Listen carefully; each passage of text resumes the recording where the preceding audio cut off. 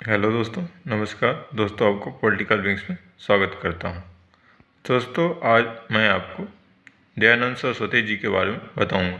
दोस्तों, इनका जो जन्म था 12 फरवरी 1824 ईस्वी को टंकारा, गुजरात में हुआ था। इनके पिता का नाम करसन जी लालजी तिवारी था, जो कि एक कर कलेक्टर यानी कि टैक्स कलेक्टर थे, और माता का नाम यशोदाबाई था। और दोस्तों, इनका जो बचपन का नाम था मूल शंकर तिवारी था। और दोस्तों, इनका जो शिक्षा हुआ ये फागुन कृष्ण मास में ये शिवरात्रि के दिन अपने घर को छोड़कर गुरु विरजानंद के पास पहुंच गए। दोस्तों, इनके जो परिवार वाले थे, इससे पूर्व ये मैंने जो घर त्याग किया उससे पूर्व इनके परिवार वाले जो थे वो इनको मैंने शादी करवाने के लिए बोला था, लेकिन इन्होंने बोला कि मैं शादी के लिए नहीं बना हूँ और मुझे ज्ञान की प्राप्ति करनी है।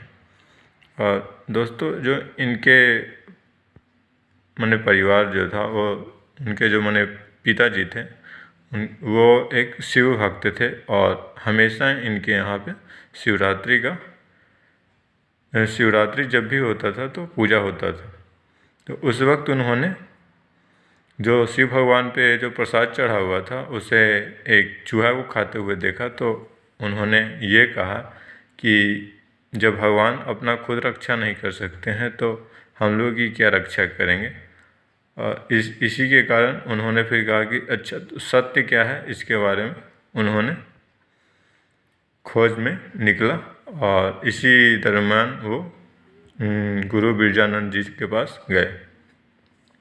दोस्तों, जब गुरु जी ने शिक्षा दे दिया तो पहले हम जानते थे कि भारतीय संस्कृति में गुरु दक्षिणा देने की महिमा होती थी। आपको याद होगा एकलव्य के बारे में और ये गुरु द्रोणाचार्य के बारे में, उसमें या अर्जुन और गुरु द्रोणाचार्य के बारे में आपको पता होगा और याद भी होगा कि उन्होंने भी गुरु दक्षिणा दी थी।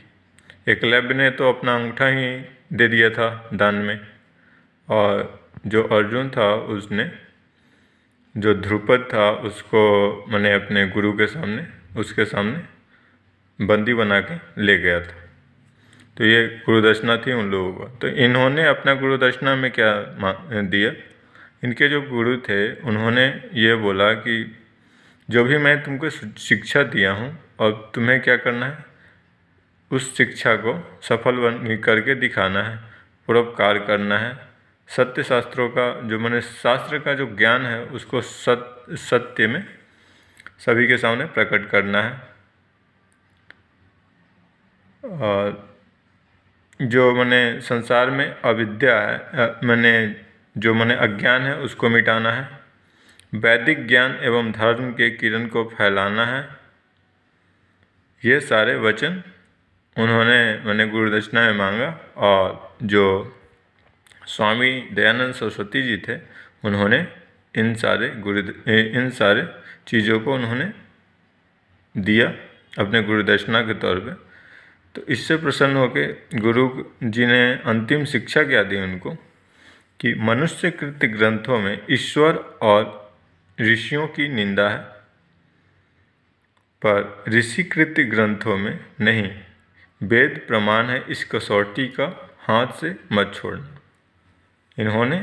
उनके गुरु जी जो थे उन्होंने ये बताया कि जो मनुष्य लोग जो हमारे वैदिक ग्रंथों का अनुचित तौर पे व्याख्यान करते हैं वो गलत है। उसमें उन्होंने ईश्वर और जो ऋषि मुनि होते हैं उसका वो लोग निंदा करते हैं, लेकिन जो ऋषि मुनियों के द्वारा रचित ग्रंथ है वो उसमें ईश्वर का निंदा नहीं किया गया।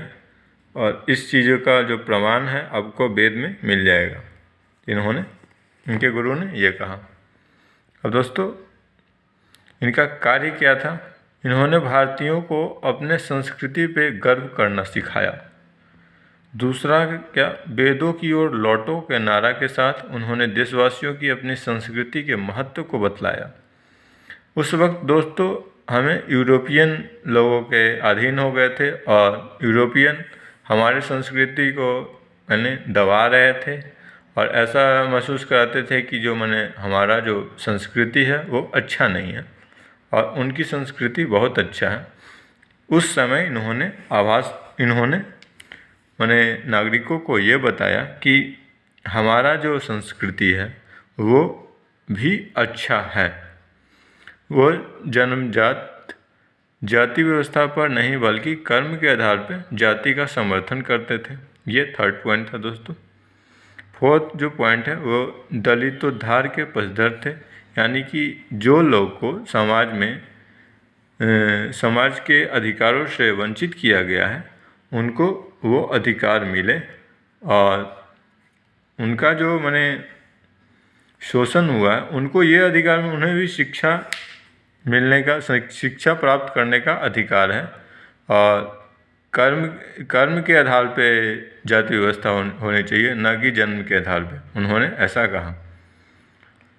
और स्त्रियों की शिक्षा तथा विधवा विवाह के समर्थन किया। इन्होंने उस वक्त के जो कुरीति चल रही थी हिंदू समाज में और भारतीय संस्कृति में उस वक्त जो स्त्रियों को कम शिक्षा दिया जाता था और जो स्त्री का पति मर जाता था उसे कभी भी दूसरी शादी करने की आज़ादी नहीं थी, तो स्वामी जी ने इसका विरोध किया था। दोस्तों नेक्स्ट जो पॉइंट है, बाल विवाह तथा सती प्रथा का विरोध। जो स्वामी जी हैं उन्होंने छोटे उम्र में शादी का विरोध किया था और जो स्त्री का पति अगर उनकी मृत्यु हो जाती है उनको भी पति के साथ उसी शैया पे लिटा दिया जाता था और उन्हें उस वक्त हमारे समाज में उनको सती घोषित किया जाता था। और दोस्तों ये जो व्यवस्था थी इससे हमारे समाज में स्त्रियों की जो उनकी जीवन जीने का अधिकार था वो कम किया जाता था और इसके कारण उन्होंने सती प्रथा का विरोध किया था। और जो नेक्स्ट पॉइंट है दोस्तों, ईश्वर को सृष्टि का निमित्त कारण तथा प्रकृति को अनादि तथा शाश्वत माना। इन्होंने ये कहा दोस्तों कि जो ईश्वर है वो सृष्टि का निर्माता है और जो प्रकृति इसका प्रकृति जो पेड़ पौधे नदियाँ हम लोग जो भी जो हमें प्रकृति में दिखता है वो सारे सत्य हैं और ये इसका प्रमाण देता है कि ईश्वर इस सृष्टि का निर्माता है। नेक्स्ट जो पॉइंट था दोस्तों, वे समाज में स्वराज के प्रथम संदेश वाहक थे। और दोस्तों स्वराज्य यानी कि खुद का राज, अपना राज्य। नेक्स्ट जो पॉइंट था, आर्य समाज की स्थापना इनके द्वारा की गई थी। इन्होंने आर्य समाज की स्थापना की थी। और दोस्तों इनकी जो बुक थी, किताबें, उसमें सत्यार्थ प्रकाश, ये बहुत ही प्रचलित बुक है दोस्तों। ऋग्वेदी भाष्य भूमिका और ऋग्वेद भाष्य थर्ड दोस्तों। फोर्थ यजुर्वेद भाष्य। फिफ्थ चतुर्वेद वैदिक विषय सूची। 6 संस्कार विधि। 7 वेदांग प्रकाश। 8वां